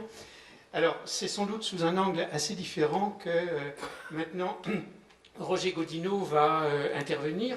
Alors, Roger Godinot, je le présente très rapidement, mais tout le monde, ou à peu près ici, je pense, le connaît au moins de nom. C'est quelqu'un qui s'est fait connaître d'une manière peu fréquente dans nos milieux, on va dire, en créant une station de ski, puisqu'il est le créateur de la station des Arcs, une aventure qu'il a beaucoup motivée, sur laquelle il a beaucoup travaillé, et qui pour lui a été un peu une déception, mais on n'est pas là pour parler de cette période. Ça a été aussi le fondateur de l'INSEAD à Fontainebleau, et il a surtout été un apporteur d'idées, en particulier avec Michel Rocard, avec lequel très souvent il a travaillé pour essayer d'impulser des idées nouvelles. C'est comme ça que il y a quelques années, je crois que c'était en 99, pardon, dans une note de la Fondation Saint-Simon, Roger Godineau, vous aviez proposé ce que vous appeliez à l'époque l'ACR, l'allocation compensatrice de revenus, qui au fond a pris forme concrètement sous la bannière du RSA socle et activité, les deux variantes du RSA, qui sont assez proches de l'idée formulée par Roger Godineau. Voilà, alors, donc je vous passe la parole pour dire ce que, pour vous, ce revenu minimum garanti, cette allocation universelle, ce revenu d'existence, ce dividende social, etc., on pourrait multiplier les termes, vous inspire. Je pense que vous avez, de ce point de vue-là, un certain nombre de convictions qui ne sont pas forcément celles de Philippe Van Parijs. Merci. C'est difficile de parler après Van Parijs, effectivement. En fait, on n'est pas à la tâche facile. Mais enfin, ça nous rajeunit un peu de nous retrouver sur l'un côté de l'autre. Parce qu'effectivement, par rapport à Van Parijs, qui est un théoricien, si je puis dire, un philosophe, à mon avis, quel est le rôle, quelle est l'utilité sociale de l'utopie? Je pose cette question. Je pense qu'il y en a une, qui est justement de pousser à réfléchir, de voir comment les solutions ont quelque chose de valable ou pas. Et comme dans tous les systèmes, on découvre des défauts des systèmes quand on les pousse à l'extrême. C'est vrai en mécanique, c'est vrai en physique, c'est vrai dans beaucoup de choses. Et c'est vrai aussi en valeurs sociales. Alors, pour répondre le plus concrètement possible à ce que vient de dire Van Parijs, je crois que le plus simple, c'est que je vous explique un peu comment nous avons mis en place le RMI. C'est peut-être pas nouveau pour vous, d'ailleurs c'est sûrement pas nouveau pour vous. En fait, ça me permet de dire un peu en quoi nous sommes différents. D'abord, nous sommes dans une situation, nous sommes en 88, nous sommes dans une situation où le gouvernement socialiste de l'époque, le gouvernement de Michel Rocard, prend conscience qu'il était désormais nécessaire d'attaquer le chômage par des moyens économiques et pas seulement par des moyens sociaux. On se dit, attention, il se passe là quelque chose de grave. Le chômage n'est plus ce qu'il était, si je puis dire. Il est plus occasionnel, tendanciel. Mais on entre dans une phase où on ne peut plus se contenter de corriger le système en faisant de l'effort social. Car jusqu'à présent, ce que l'on faisait, c'était un effort social pour compenser justement ceux qui n'avaient pas de travail. Mais il faut attaquer le chômage par des moyens directs, c'est-à-dire par des moyens des études, par des travaux économiques, par une approche économique. Mais en même temps, disait Michel Rocard, cela veut dire aussi que nous avons la certitude de traîner du chômage assez longtemps. Et cette prise de conscience, quand même, valait quelque chose. Et encore, nous nous sommes trompés. Car nous nous sommes dit que, avec les efforts nécessaires, avec les politiques nécessaires, on arriverait bien à résoudre le problème du chômage à l'horizon d'une dizaine d'années. Et puis on s'est trompé. Mais néanmoins, c'est dans cette optique-là qu'on est parti. Et par conséquent, j'ai reçu un peu la mission de trouver quelque chose qui ressemble au RMI, maintenant, on le sait, et qui avait pour but de répondre à la question, qu'est-ce qu'on fait pour ceux qui n'ont plus rien? Ceux qui n'ont plus de travail, d'abord, et qui n'ont plus de revenus, surtout. Parce que finalement, quand on n'a plus de travail, pour la plupart des gens, c'est qu'ils n'ont plus de revenus. On peut avoir des revenus en dehors du travail, certes. Mais enfin, qu'est-ce qu'on fait pour ces gens, alors qu'on sait que maintenant, on ne peut plus les aider indéfiniment par les systèmes sociaux? Alors c'est comme ça qu'on a pensé à l'allocation universelle. Parce qu'évidemment, nous avions tous eu quelques lectures, nous avions quelques documentations, nous avions suivi quelques conférences, quelques séminaires, et donc on a pensé à l'allocation universelle. Puis on s'est dit, alors, est-ce qu'on peut la mettre en place? Voilà, est-ce qu'on peut la mettre en place? Parce que y penser, c'est une chose, le mettre en place dans un pays comme la France, c'est quand même quelque chose. Alors, il y a des réactions, des images qui sont revenues très rapidement et qui sont au fond du problème. Est-il licite, quand on prend le problème comme je l'ai posé, n'est-ce pas, dans la crise telle qu'elle commençait en 88, est-il licite d'aider des gens qui décident de ne pas travailler parce que dans le fond, ça ne leur plaît pas et qu'ils pensent pouvoir vivre autrement? Parce que finalement, pour les aider, il faut prendre aux autres. Donc il faut faire jouer le système fiscal. C'est plus le système social, c'est le système fiscal. Donc il faut prendre aux uns pour donner... Est-ce que c'est licite? Est-ce que c'est licite de dire, un tel, eh bien, dans le fond, il n'a pas envie de travailler, il pense qu'il peut vivre beaucoup mieux sans travailler, je trompe peut-être d'ailleurs, hein. Bon, c'est ce qu'il pense, et par conséquent, comme c'est un être humain, on se doit de lui permettre de vivre dans le fond. Est-on capable de répondre à cette question par oui, dans la société telle que nous la connaissons? Et en 88, nous avons répondu non, parce qu'on savait qu'on allait déjà se heurter à une telle difficulté sociale d'imposer quelque chose comme le RMI, parce qu'il faut savoir tout ce qu'on a entendu, les menaces auxquelles on a été soumis, que présenter le problème, comme je viens de le dire, ça aurait été évidemment automatiquement l'échec assuré.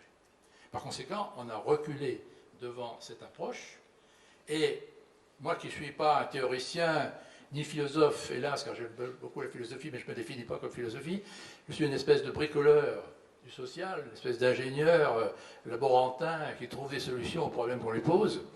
Eh bien, on s'est dit, eh bien, on va inventer une espèce de revenu qui ne soit pas universel, justement, mais qui vienne corriger, dans le fond, l'insuffisance actuelle de la société, et d'une façon la plus intelligente possible.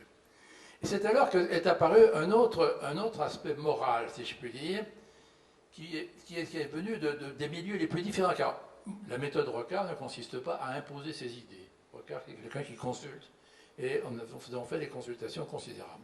Et cette idée est également apparue, c'est que si on donne quelque chose à quelqu'un qui n'a rien d'autre, c'est en quelque sorte une dette qu'il contracte vis-à-vis de la société, vis-à-vis des autres, en tout cas, et par conséquent, on est en droit de lui demander aussi un effort, quelque chose. On a beaucoup discuté là-dessus. Alors ce quelque chose, c'est quoi? Certains pensent à des travaux d'intérêt général, mais c'est retombé de carrément si là. Alors c'est comme ça qu'est né le I du RMI. On s'est dit, bien, on va subventionner en quelque sorte cette période de non-revenu, à condition que le sujet qui reçoit cette indemnité fasse un effort pour se réinsérer dans le monde, dans quel monde? Mais dans le monde du travail. On a fait le choix de décrire notre société comme étant, en première approche, comme une société quand même du travail. Voilà comment est né, dans le fond, le RMI, très rapidement, et voilà en quoi il ne s'oppose pas philosophiquement à l'allocation universelle. Il s'en oppose simplement par les modalités pratiques d'applicabilité concrète dans une situation concrète, telle que nous l'avons connue, telle que je l'ai connue. Et puis, une hypothèse est également arrivée. On s'est dit, on va le lancer comme ça, on va voir comment ça passe. Dois-je dire, je sais que vous avez vu Michel Rocard hier, vous auriez pu lui poser la question, mais je sais que nous avions fait une estimation en disant, au maximum, on va avoir 300 000 RMistes. On va passer par un maximum de 300 000 RMistes, puis après ça va redescendre. Mais comment on peut se tromper? Puis on est monté à 1 million de RMistes, évidemment, avec une grande facilité.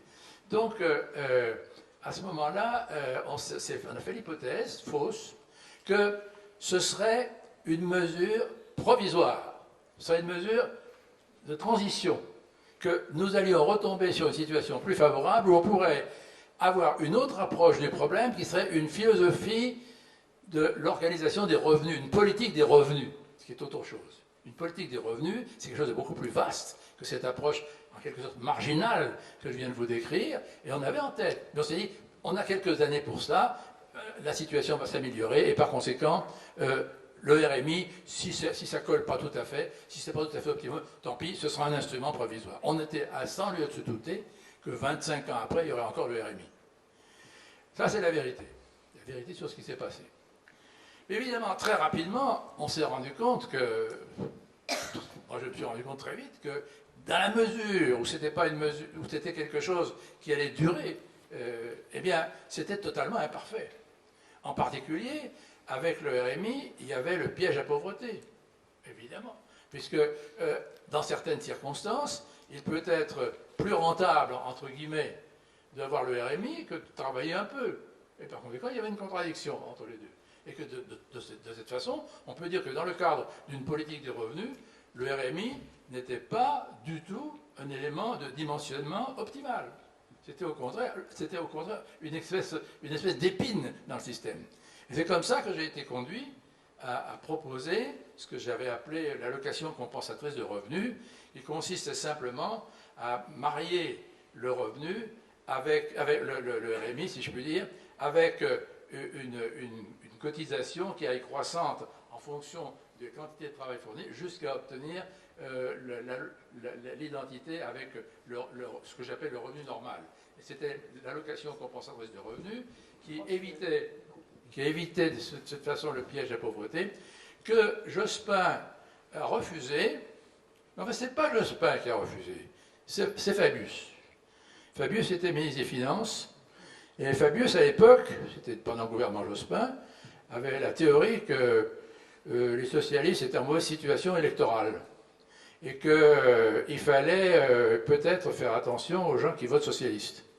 Et par conséquent, il n'a jamais dit ça, ce que je vais dire, mais moi je l'interprète comme étant le fond de sa pensée, il vaut mieux subventionner les gens qui travaillent que ceux qui ne travaillent pas. Parce que ceux qui travaillent, ils votent pour nous, ceux qui ne travaillent pas, c'est pas du tout sûr. Alors c'est ce qu'on a fait, hein, c'est la prime pour l'emploi. La prime pour l'emploi, ça marche très bien. Tout le monde est très content de la prime pour l'emploi, mais ça ne résout pas le problème. Ça ne résout pas du tout le problème du RMI, encore moins. Et pourtant, à l'époque, pour des raisons politiques, c'est le choix qui a été fait. Alors moi, j'ai continué quand même à asséner, parce que je suis têtu, savoyard d'origine, comme ça je suis allé dans les sports d'hiver, j'ai continué à asséner ma vérité, bon, un petit papier sorti de la Fondation Saint-Simon, etc. Et puis ma surprise a été que Hirsch, le commissaire Hirsch, qui est un garçon charmant, a repris l'idée pour la proposer à Sarkozy, qui l'a appliquée sous la forme du RSA. Alors le RSA, ce n'est pas tout à fait ce que j'avais proposé, mais ça en est dans la même philosophie. Et on est quand même encore loin, disons, de l'optimisation des choses. Voilà, disons, le déroulement historique de toute cette tendance, telle que je l'ai vécue et telle qu'elle s'est effectivement passée. Vous dire qu'on est très satisfait de tout cela et qu'on n'a jamais demandé le prix Nobel pour ça. Hein. C'est vraiment du bricolage. Ça ne correspond pas, si vous voulez, à ce que nous avions en tête. Ce que nous avions en tête, c'est d'établir une véritable politique des revenus. Et je terminerai là-dessus pour dire un peu où nous en étions dans nos pensées.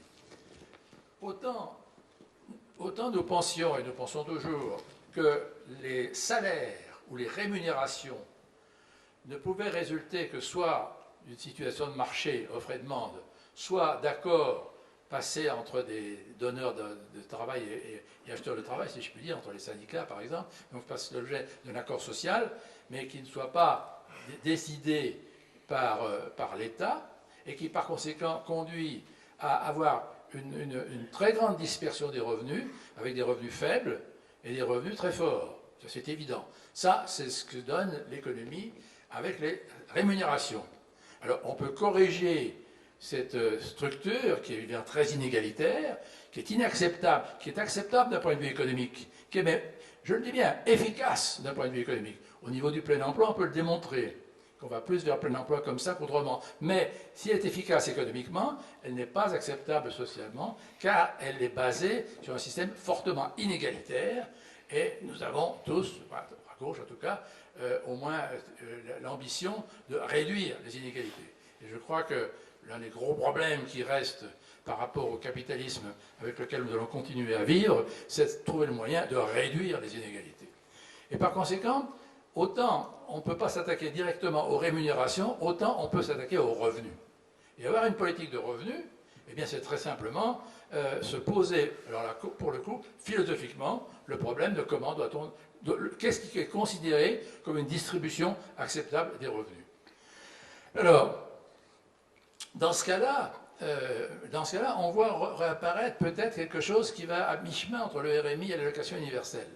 Parce qu'on peut se dire, d'abord il y a une notion qui serait à établir dans l'économie que les statisticiens n'établissent pas, c'est qu'est-ce que c'est qu'un revenu normal? On a les revenus, on a les salaires minimums, on a les salaires moyens, on a tout ce qu'on veut, mais qu'est-ce que c'est qu'une rémunération, qu'un revenu normal? Alors je vais le définir en négatif. Le revenu normal, à mon avis, c'est celui à qui est tel qu'on ne peut pas lui demander de payer les impôts. Il n'est pas encore, il arrive juste au seuil où il peut contribuer, mais où, par contre, il n'a pas besoin d'être aidé. Donc c'est le revenu normal. Et puis à partir de ce revenu normal, on peut dire, ben, quand il passe en dessous, quand le foyer fiscal passe en dessous du revenu normal, il a un besoin d'aide. Et il peut aller jusqu'à justement une aide qui est progressivement, qui grossit progressivement au fur et à mesure que le revenu baisse pour aller à des revenus zéro. Et quand on arrive au revenu zéro, on tombe sur quelque chose qui est l'impôt négatif absolu du revenu zéro, qui correspond exactement à l'allocation universelle.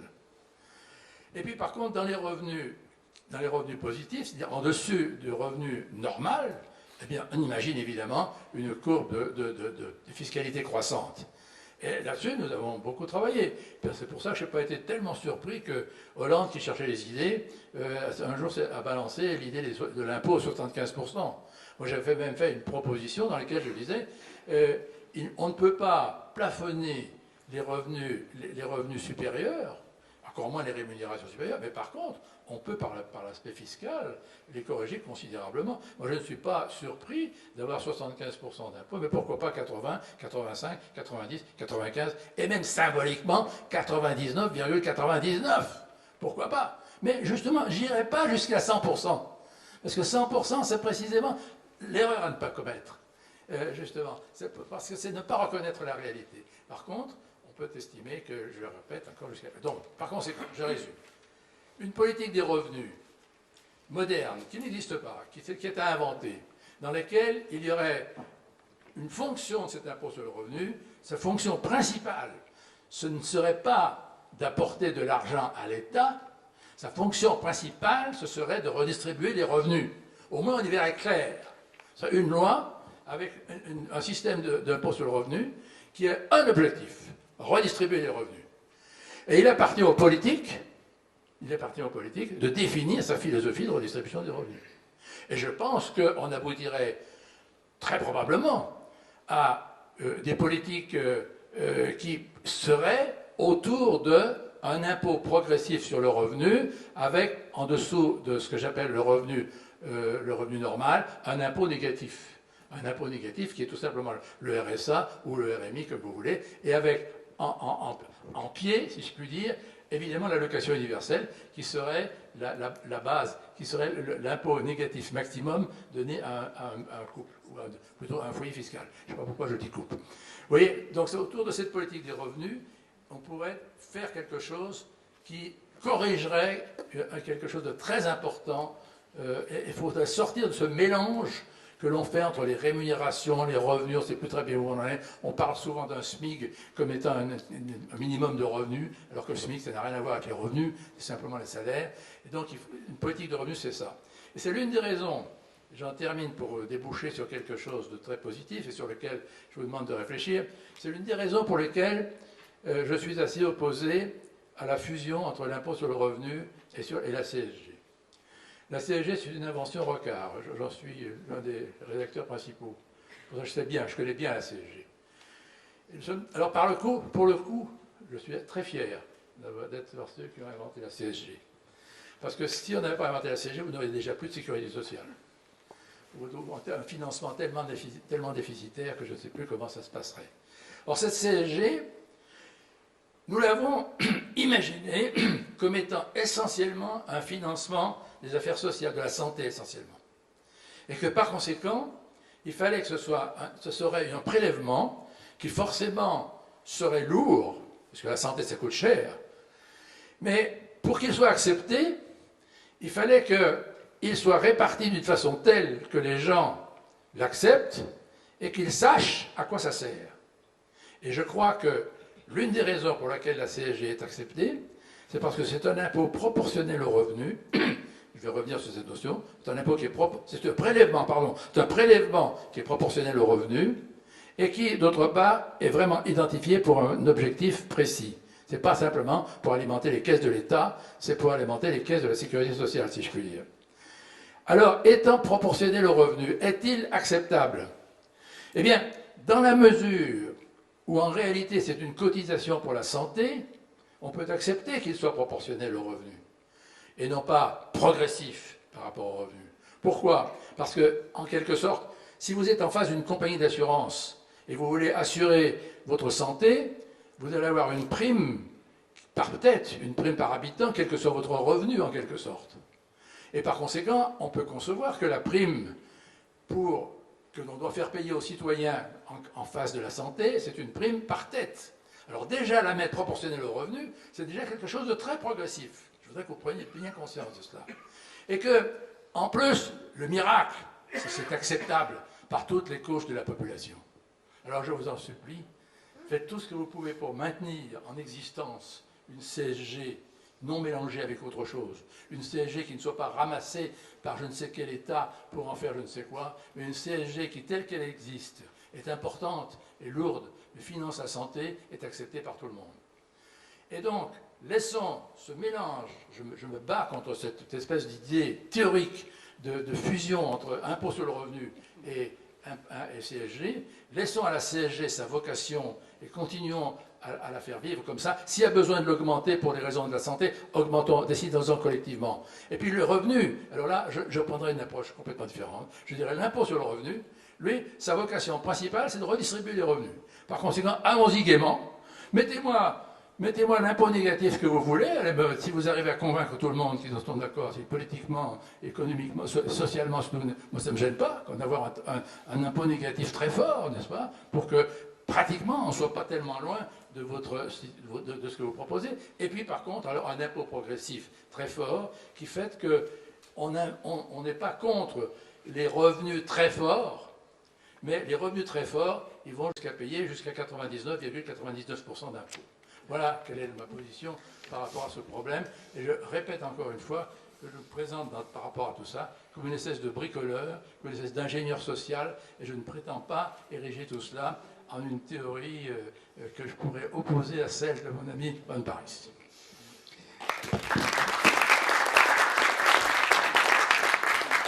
Merci à Roger Godineau de nous avoir ainsi développé un plaidoyer en faveur d'un système de redistribution mariant l'impôt sur le revenu et une cotisation sociale proportionnelle au revenu.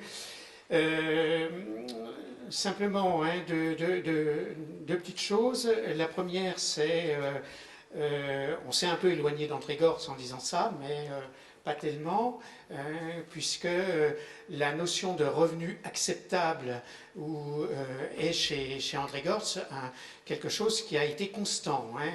Dès ses premiers livres, Le socialisme difficile, pardon, il insistait là-dessus. Mais il y a toujours insisté, et donc c'est une constante. Le revenu doit permettre à chacun de devenir autonome. Ensuite, la deuxième chose que je voudrais dire, il a changé d'avis à propos de l'allocation universelle. Philippe y a fait allusion tout à l'heure, en 1997, dans Misère du présent, richesse du possible, alors qu'il était jusqu'alors opposé à l'idée de subventionner en quelque sorte tout le monde de la même manière. Il s'est converti à une proposition assez proche de celle de l'allocation universelle défendue par Philippe Von Parijs. Donc cette année-là, il s'en est expliqué dans ce livre qui a marqué un autre tournant, de la même manière qu'il avait marqué un premier tournant vis-à-vis de sa filiation marxiste dans Adieu au prolétariat. De la même manière, il a marqué sur la question de la répartition de ce que devrait être une société juste à ses yeux. Il a marqué un deuxième tournant en 1997. Alors, on va faire un premier intermède. Vous avez sans doute peut-être des réactions, peut-être des questions à proposer aux différents intervenants. C'est à vous la parole. On a une dizaine de minutes devant nous, puis ensuite on reprendra ce concert à plusieurs voix sur l'allocation universelle et André Gorz. Alors, qui souhaite intervenir? Oui. Alors, Alain Caillé. et puis ensuite 1, 2, 3. D'accord. Merci. Une toute petite question technique à Philippe. Enfin, deux questions techniques. D'abord, quel est le montant de l'allocation universelle que tu as en tête actuellement, au niveau européen premièrement, et voire au niveau mondial, puisque tu envisages des redistributions mondiales. Et deuxième question, celle qui m'a un peu troublé, tu as parlé, tu n'as pas eu le temps de développer évidemment, tu as parlé d'une politique de redistribution interpersonnelle. C'est-à-dire que s'il s'agissait de redistribuer entre les États européens et les États du Sud, tu te méfies d'une redistribution à des États, et donc tu sembles parler de redistribution interpersonnelle. Quelle personne redistribue à quelle personne? Alors on va peut-être prendre les 4 questions là. Donc, si vous pouvez vous présenter rapidement, simplement votre nom. Hein, oui, Alain Verdez, auditeur ordinaire. La question du montant de l'allocation, c'est extrêmement important. La question a été posée parce que vous dites avoir une allocation suffisante, ça permet une capacité de négociation avec l'employeur, refuser les boulots mal payés, dégueulasses, etc. Il est évident que le montant de l'allocation détermine la capacité de négociation. Et André Gorz, quand il s'est converti au revenu garanti, c'est peut-être pas tout à fait l'allocation universelle, il faudrait voir précisément, il avait parlé aussi d'un revenu garanti suffisant. Je crois qu'il situait à peu près autour du SMIC, parce que c'est le minimum vital pour vivre, sauf à rendre les chômeurs entièrement responsables de leur situation. On ne voit pas pourquoi ils vivraient avec moins que le SMIC, cela étant considéré pour vivre comme étant un minimum vital, permettant de vivre à peu près décemment.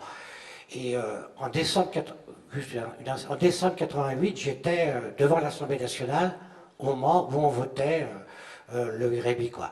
J'étais là avec une organisation de chômeurs, Agir ensemble contre le chômage. Et je crois me souvenir que le RMI a été voté à l'unanimité de l'Assemblée nationale. L'unanimité moins 3 députés. Quasiment. Enfin, il y avait une énorme majorité, une quasi-unanimité pour voter le RMI. Et bon, je ne vais pas faire le truc, mais je trouve tout de même votre intervention, monsieur Godino, quelquefois un peu étonnante. J'ai l'impression que vous inversez la charge de la preuve. Il ne faut pas donner trop aux chômeurs, que le RMI soit trop élevé, sinon, c'est un discours assez classique, ils vont s'installer dans l'assistance, ils vont refuser le boulot, etc. Mais il y a actuellement près de 5 millions de chômeurs dans notre pays, toutes catégories additionnées. Vous pouvez même rendre les chômeurs responsables de leur situation et ne pas vouloir leur donner de quoi vivre à peu près décemment. Il a une inversion de la charge de la preuve qui me paraît tout à fait étonnante. On rend les chômeurs responsables de leur situation. Il y a beaucoup de chômage, mais ce sont les chômeurs qui sont coupables de ne pas trouver d'emploi alors qu'il y en a de moins en moins. C'est extrêmement curieux, mais bon, on pouvait défendre ce point de vue, mais ça vous situe politiquement d'un certain côté, et puis ce n'est pas le mien, je le dis carrément. Je demande à répondre tout de suite à cette interpellation. Quand vous dites que le RMI a été voté à l'unanimité, moins une ou deux voix, vous répondez, vous faites vous-même la réponse. Pourquoi? Parce que justement, il était dessiné de façon à ce qu'il soit acceptable. Vous savez, quand on met quelque chose de lourd comme ça en marche sur le plan politique, on a intérêt à faire en sorte que ça marche. Et que ça marche, c'est-à-dire que ça dure. Ricardo le disait souvent, préparez-moi des lois telles que l'opposition ne pourra pas les inverser. Faire quelque chose qui marche pendant 2 ans puis qui ensuite ne marche pas ou qui se dévoie, c'est pas intéressant, c'est pas ça de la bonne gouvernance. Bon, donc dans le RMI, ce que j'ai dit sur l'acceptation que vous avez très bien résumé ensuite, c'est pas mon point de vue personnel, c'est la perception que nous faisions de ce qui était acceptable socialement parlant. C'est pas la même chose. Je vous garantis que si vous prenez une assemblée de Français et que vous leur dites que chacun d'entre eux va payer des impôts parce qu'il y en a 10 d'entre vous qui veulent vivre sans travailler et avoir des revenus par ça, ils ne seront pas d'accord. Ils ne seront pas d'accord. Et quelle que soit la façon dont vous leur présenterez, on n'en est pas là. Et quant aux chômeurs, nous n'avons jamais eu l'idée de responsabiliser les chômeurs. Vous êtes responsable parce que vous êtes chômeur, donc trouvez un emploi. C'est pas ça l'attitude. C'est de dire la collectivité accepte de venir à votre secours, car nous acceptons justement de considérer que vous n'en êtes pas responsable. C'est la collectivité qui en est responsable. Si on n'est pas capable d'assurer le plein emploi, c'est une responsabilité collective. Donc comme on n'est pas capable d'assurer ce plein emploi, on vous propose une allocation pour vous en passer, mais on vous signale qu'on y met comme condition que vous fassiez le maximum d'efforts avec l'État ou avec ce qu'on propose pour vous réinsérer dans le monde du travail. C'est très différent. Ce n'est pas une stigmatisation du chômage. Au contraire, c'est une reconnaissance de dire vous êtes dans une situation qui n'est pas acceptable, nous vous aidons, et c'est pas vous aider pour que vous soyez définitivement dans cette situation d'assister, mais nous vous aidons avec l'idée que, quand même, et nous vous aiderons pour ça, vous allez quand même tout faire pour essayer de vous réinsérer dans ça. C'est peut-être utopique, enfin, c'est en tout cas l'opinion que nous avions à l'époque, et c'est parce que nous avons réussi à donner ces dimensions que nous avons réussi à faire que le RMI a été accepté par la société française tout entière, y compris par la droite. Oui, bonjour Virginie Meunier. Alors, je continue un peu sur cette idée de politique de revenus, enfin de redistribution. Moi, personnellement, j'ai un souci avec ça parce que je trouve que la redistribution laisse à penser que les gros salaires méritent leur gros salaire et doivent aider ceux qui ne le mériteraient pas parce qu'ils n'ont pas trouvé de travail. Donc, alors je comprends qu'on puisse se dire oui, il faut que les salaires soient déterminés par le marché, mais en fait moi c'est juste ça ne me satisfait pas. Parce que il suffit de regarder la levée de bouclier qu'il y a eu, y compris parmi les artistes, quand on a dit qu'on allait les taxer à 75%, alors on allait leur prendre leur argent. Et moi je ne sais pas si le marché redistribue via les revenus du travail et les autres revenus la valeur ajoutée de l'ensemble du travail collectif de manière satisfaisante. Oui, oui. Alors attendez, on va prendre plusieurs interventions parce qu'il y en a pas mal dans la salle. Il y en a encore une ici au-dessus, là, et puis une troisième là-bas. Alors là, monsieur, si vous pouvez dire votre nom. Oui, Jean Kiafil, je suis thésard sur l'allocation universelle avec alors, justement, comme vous disiez, Philippe Von Parijs, l'allocation universelle permettrait d'augmenter le pouvoir de négociation des travailleurs, justement parce qu'il est inconditionnel. C'est d'ailleurs une occasion de répondre un peu à la question précédente, qui est que la personne précédente semblait dire qu'il y avait d'abord une distribution des salaires et puis après une redistribution. Or, l'allocation universelle permettrait d'inverser la chose en donnant un pouvoir de négociation aux salariés pour dire non. Elle va transformer la redistribution des salaires. Donc probablement qu'il y aura plus, les travailleurs pourraient négocier des salaires plus élevés et ceux qui ont des très gros salaires auraient peut-être probablement une part moindre. Mais bon, ça c'était juste une parenthèse. Ma question, c'est la suivante. L'allocation universelle permettrait d'augmenter le pouvoir de négociation des travailleurs parce qu'il est inconditionnel. Or, la plupart des syndicats semblent être opposés à l'allocation universelle. Alors, comment l'expliquer ? Comment faire pour que les syndicats puissent soutenir l'allocation universelle ? Et l'autre question un peu plus provocatrice, c'est l'allocation universelle, justement, parce qu'elle pourrait donner un pouvoir de négociation directement aux travailleurs sans qu'ils aient besoin de passer par les syndicats, n'enlèverait-elle pas justement ce pouvoir aux syndicats, d'où leur opposition ? Et je vais ajouter une quatrième question. L'allocation universelle, justement, ne doit-il pas transformer la forme du syndicalisme ? Alors, sans vouloir répondre sur le fond, Gaby Bonan, nous avons la chance de la voir ici, pourra peut-être apporter un éclairage tout à l'heure sur ce côté syndicalisme et redistribution ou allocation universelle, puisqu'il a été secrétaire national, tu l'es toujours, non Gaby ? Non, il a été secrétaire national de la CFDT. Donc, il y avait une première question sur les gros salaires, une deuxième question divisée en 4 sous-ensembles, mais on ne va pas tous les traiter. Philippe, peut-être tu peux répondre sur l'allocation universelle, et puis oui. Donc, on fera un petit aller-retour. Je vais commencer par la question d'Alain, qui était donc rapidement sur chacune des questions qui m'ont été posées. Premièrement, quel montant ? Alors, si on me demande quel est l'objectif final, ma réponse est très simple. Je dis l'allocation universelle la plus élevée qui soit durablement possible, étant donné les contraintes économiques, écologiques, sociologiques, etc., et à l'échelle la plus vaste qui soit concevable. Hein. Donc ça, c'est ma réponse générale. Maintenant, si on me demande dans tel et tel contexte particulier, hein, donc il y a vraiment pas de réponse générale. Hein. Il n'y a pas un montant, on va dire 300 euros, 1000 euros, etc., quel que soit le pays, quel que soit... Non, ça va dépendre non seulement de la situation économique du pays, mais de la structure de son système fiscal, de la structure de son système de sécurité sociale, etc., sachant que de toute façon, on ne bondira pas d'emblée à une allocation strictement individuelle de 1000 euros par personne, où que ce soit, hein, où que ce soit, même dans le pays le plus fabuleusement riche qu'on puisse imaginer.